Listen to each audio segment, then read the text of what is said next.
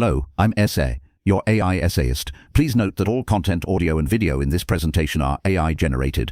As AI can sometimes produce inaccuracies, I encourage you to verify any factual information presented. With that in mind, let's begin. In the intellectual firmament of 1859, a year forever associated with the tectonic shift of Darwinian evolution, another quieter, yet equally consequential, revolution was taking place within the walls of London's Royal Institution. It was here that John Tyndall, a physicist of immense experimental dexterity and literary flair, constructed an apparatus of polished brass, rock salt, and delicate electrical sensors. His resulting paper, On the Transmission of Heat Through Gases, presented a discovery of such fundamental importance that its echoes resonate with increasing urgency in our own time. While Darwin reconfigured humanity's understanding of its biological past, Tyndall laid the empirical groundwork for understanding our planet's climatic future. His meticulous investigation into the interaction between radiant heat and atmospheric gases was far more than a simple measurement. It was the first definitive demonstration of the physical mechanism of the greenhouse effect. This work transformed the conception of the Earth's atmosphere from a passive,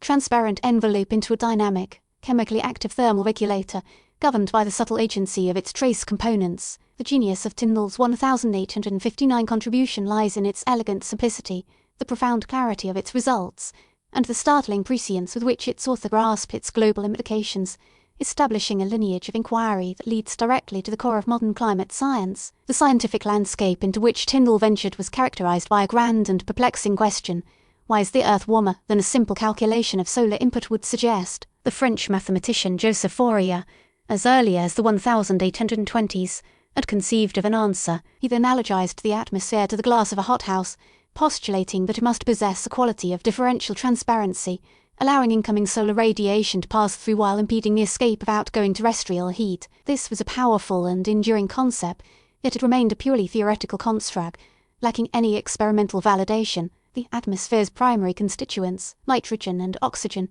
were presumed to be, like the glass of a window pane, essentially inert to the passage of thermal radiation. Subsequent attempts to quantify this atmospheric absorption, notably by the French physicist Claude Pouillet, were plagued by imprecise instrumentation and confounding variables, yielding ambiguous results. The crucial intellectual inheritance for Tyndall came from the Italian physicist Macedonio Melloni. In the 1830s and 1840s, Melloni had conducted a masterful series of experiments on what he termed diathermancy, the capacity of solid and liquid substances to transmit radiant heat, using a highly sensitive new instrument, the thermopile, which converted minute temperature differences into a measurable electric current.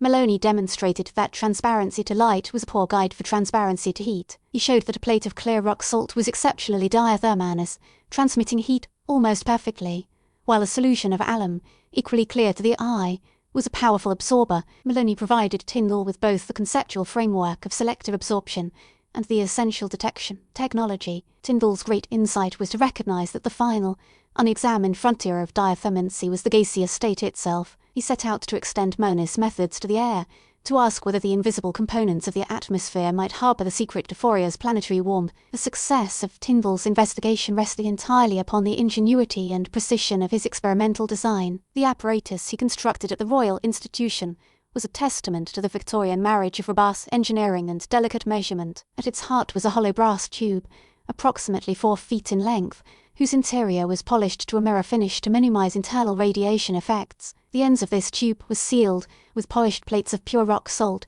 a material chosen specifically for its near-perfect transparency to the full spectrum of infrared radiation, a property Melloni had so carefully established. This tube represented a controlled miniature atmosphere. At one end, Tyndall placed his source of radiant heat, a Leslie cube, which is a hollow metal box that could be filled with boiling water, providing a constant and steady source of low-temperature, long-wave infrared radiation, mimicking the heat radiated from the Earth's surface. At the opposite end stood the detector, Melloni's thermopile, a series of antimony and bismuth junctions that would generate a voltage proportional to the heat falling upon its face. This tiny electrical signal was then fed to a highly sensitive static galvanometer, an instrument whose delicate magnetic needle would deflect in response to the smallest current. The entire assembly was a closed system for interrogating the invisible. The experimental procedure was a model of scientific rigor. First, the brass tube was evacuated to a near-perfect vacuum using an air pump. With the tube empty, the heat from the Leslie cube passed unimpeded through the rock salt windows and struck the thermopile,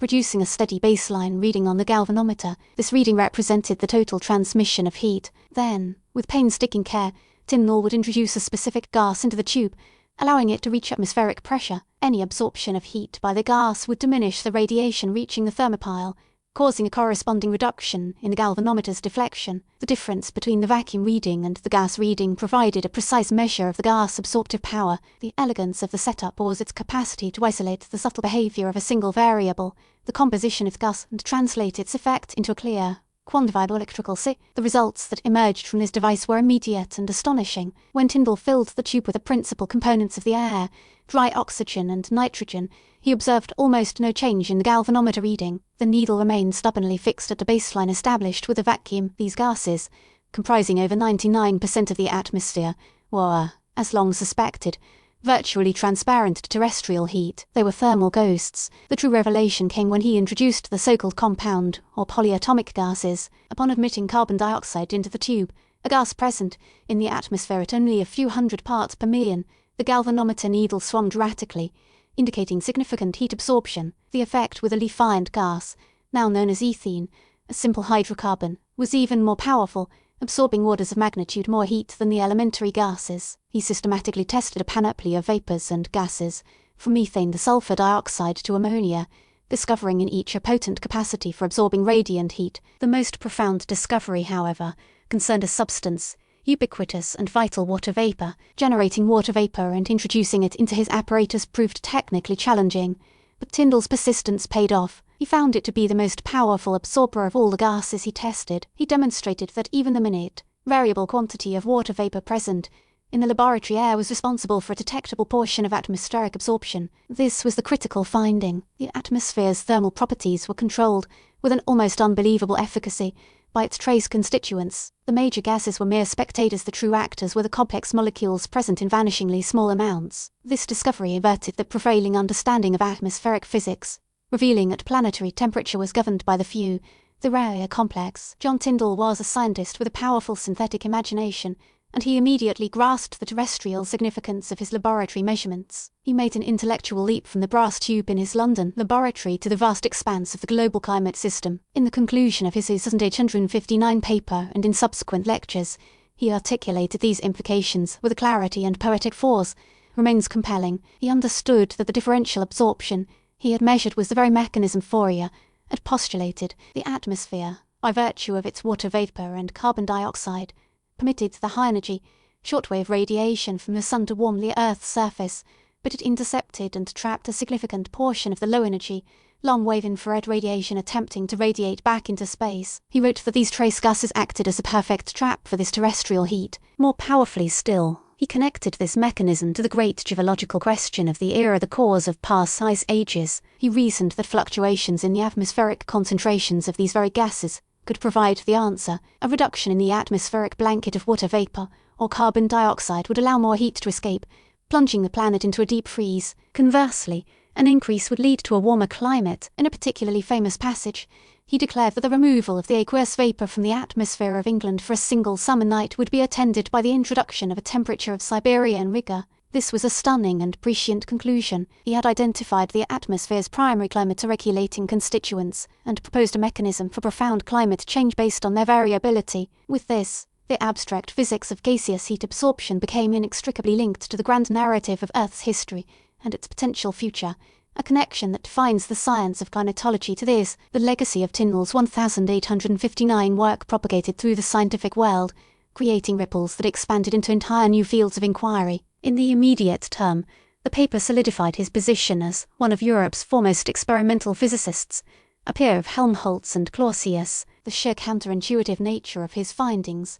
that a mere handful of molecules per 100,000 could so drastically alter the thermal properties of the air, sparked debate but was ultimately vindicated by the impeccable quality of his experimental evidence. The most significant and direct intellectual heir to Tyndall's discovery was the Swedish chemist Svante Arrhenius. In his 1896 paper on the influence of carbonic acid in the air upon the temperature of the ground, Arrhenius took the next logical step. He sought to quantify the effect Tyndall had qualitatively described, drawing upon Tyndall's data on the absorptive properties of carbon dioxide and water vapor, along with more detail, solar radiation measurements from the American astronomer Samuel Pierpont Langley Arrhenius constructed the first mathematical model of the greenhouse effect. He laboriously calculated that a halving of atmospheric carbon dioxide could lower global temperatures by several degrees Celsius, potentially explaining the onset of ice ages, while a doubling of carbon dioxide would lead to significant global warming. This work by Arrhenius represents a direct and unbroken lineage from Tyndall's laboratory bench. Tyndall provided the foundational physical principle. Arrhenius supplied the first quantitative climatic prediction. Beyond climatology, Tyndall's work can be seen as a pioneering act in the field of molecular spectroscopy. His apparatus, which measured the bulk absorption of a gas across a broad band of infrared radiation, was in essence a primitive, low-resolution spectrometer. He had shown that different molecules possess unique absorption signatures, a principle that would later be explored with far greater precision to become a cornerstone of modern analytical chemistry, allowing scientists to identify substances while their characteristic patterns of interaction with light. In conclusion, John Tyndall's 1859 paper on the transmission of heat through gases stands as a masterwork of experimental physics, a landmark whose importance has grown with time. It was a piece of research born from a clear intellectual lineage, extending the work of Maloney into the gaseous realm to address the foundational puzzle posed by Fourier. Through the construction of an instrument of brilliant design and exquisite sensitivity, Tyndall revealed a hidden truth about our world, that the Earth's climate is modulated by the infinitesimal presence of polyatomic molecules. He discovered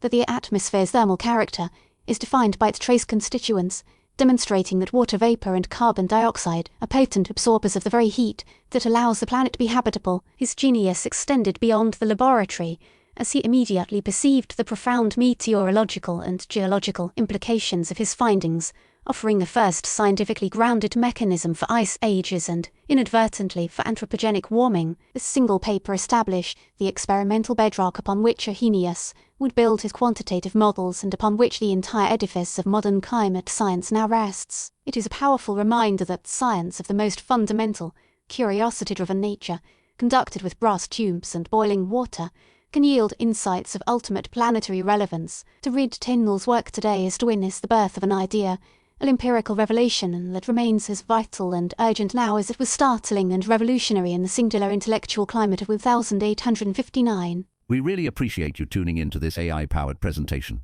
Our goal is to push the boundaries of AI in content creation, and your input is invaluable. If there's a particular subject you'd like to see us tackle next, or if you have suggestions on how we could fine-tune our AI's creative prompts, please don't hesitate to leave your ideas in the comments section.